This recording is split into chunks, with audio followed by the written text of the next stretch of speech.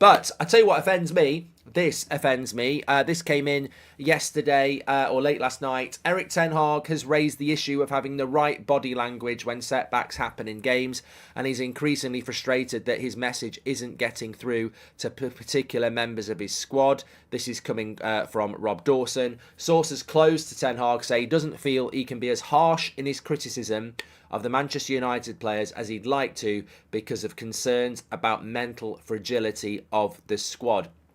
I don't believe this. I can't believe this. I don't believe that that's the situation at Manchester United. And I think many people would. And I think it's a well-timed piece of news to, that extends and heightens the frustration that Manchester United fans are feeling at the moment. Obviously, it is a horrific start to the season. I'm not going to pretend it isn't.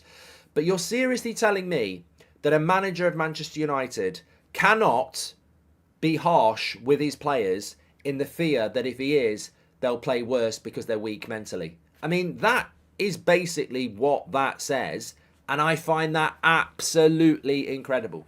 Absolutely incredible. But you know what? I can already see people in the chat saying, well, as incredible as it is, it would make sense. We're 1-0, 2-0 down at Anfield, it becomes 7-0. You look at Brighton at home a couple of weeks ago. It's not like we visibly can't see how weak these players are when things go wrong. On one hand, I'm like, every time we concede a goal, we're in trouble mentally. We see that all the time. So on one hand, I can see where people would believe that story. But on the other hand, have we really got a manager that won't tell the players off because it might make them worse? I mean, we pay these players in excess of £200,000 a week. We are Manchester United. Pep Guardiola doesn't care about telling a player he's a bit overweight. Are you telling me that Erik ten Hag is scared to tell these players that are not playing well in case they don't play well even more?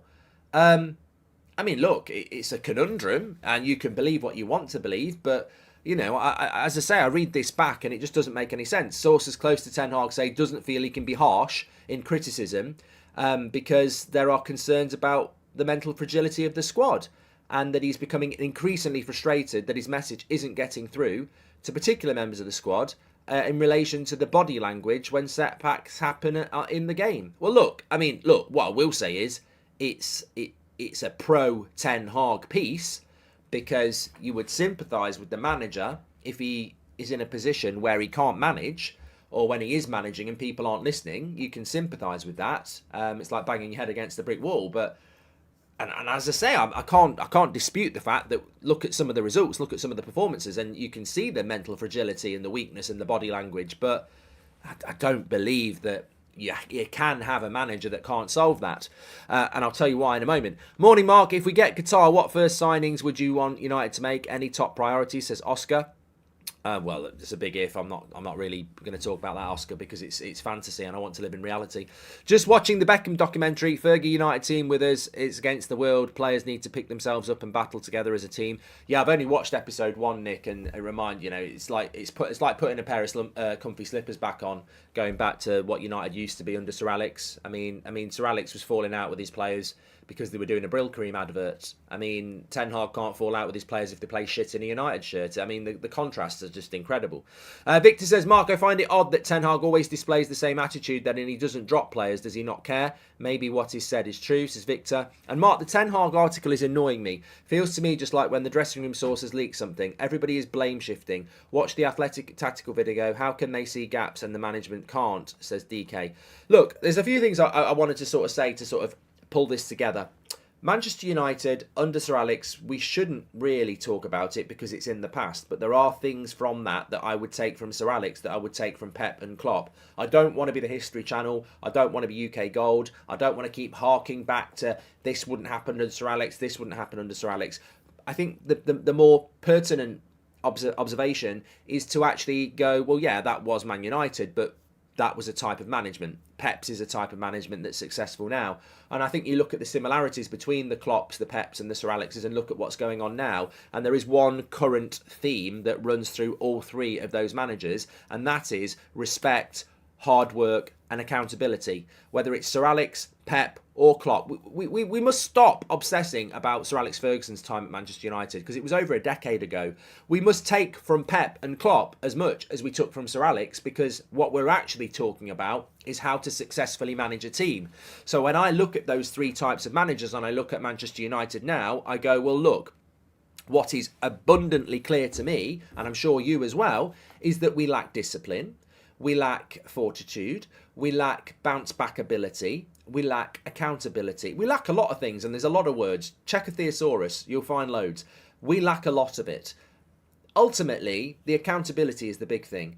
I read that article and it's like Ten Hag is frustrated because the players' body language when they start losing games, and he doesn't feel that he can say what he wants to say to the players because of their mental fragility. Maybe that's a cry for help. Maybe that is what I would do. Maybe that is, I can't do any more with these players and I'm not fucking sinking with them, like they're just shit. But he needs to be stronger in that.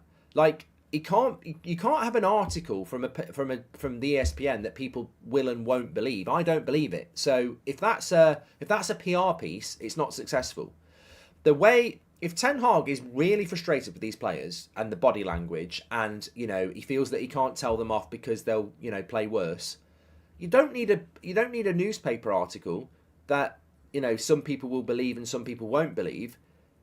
Actions speak louder than words. If he's genuinely frustrated with these players because they're not reacting the way he wants to and their body language is bad, drop him. I mean, I don't want to use. Let's use somebody else as an example, because it's always Rashford. Let's say Bruno, because I like Bruno. Let's say it's Bruno, right? Drop Bruno. Play Mount as number 10, Amrabat, Casemiro in the midfield. Drop Bruno. Give the captaincy to Varane or Casemiro. Drop Bruno. If he's a player that you are frustrated with and you don't think you can be honest with, drop him. You don't need an article in the ESPN to send that message. If he drops Bruno, we're all pretty intelligent. The same way if Pep drops a player or Klopp takes Salah off with 20 minutes to go, we know it's because he doesn't think he's good enough. So that's how you do it. Jurgen Klopp doesn't need to do an article with the Liverpool Echo saying, I'm getting frustrated, the players aren't doing what I want to do. Drop players and we'll know what you mean. So, I struggle with it a little bit. I think there is a huge problem with the mentality at Manchester United. Of course there is. But do I think Ten Hag is powerless, going, I can't do anything. What am I going to do? No, I don't. I think he's the manager of Manchester United, and I think he needs to manage Manchester United. If I was the manager of Manchester United currently, there'd be a few strong words. I probably wouldn't do it in a dressing room scenario. I think that's for in-game. I'd be pulling them into the office individually, maybe 2 or 3 at a time, and I'd be saying, look, this is the worst start we've had. I think it's in Premier League history. Nobody's under pressure. My job's not under pressure, but this is not acceptable. We have a standard here, and we are under pressure, and I'm not happy. And I'm not having this anymore. So changes are going to happen, and this is why they're going to happen. And if you've got a problem with that, now is the time to tell me, individually, collectively, whatever. You've got to manage that team out, and if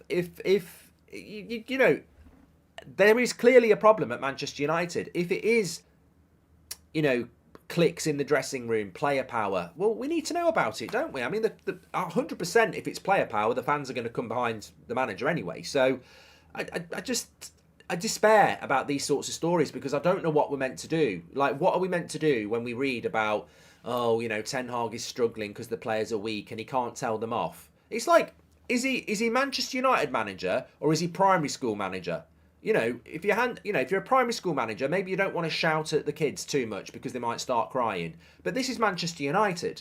Like, I couldn't give a shit about players' weak mentality and whether they're going to get upset.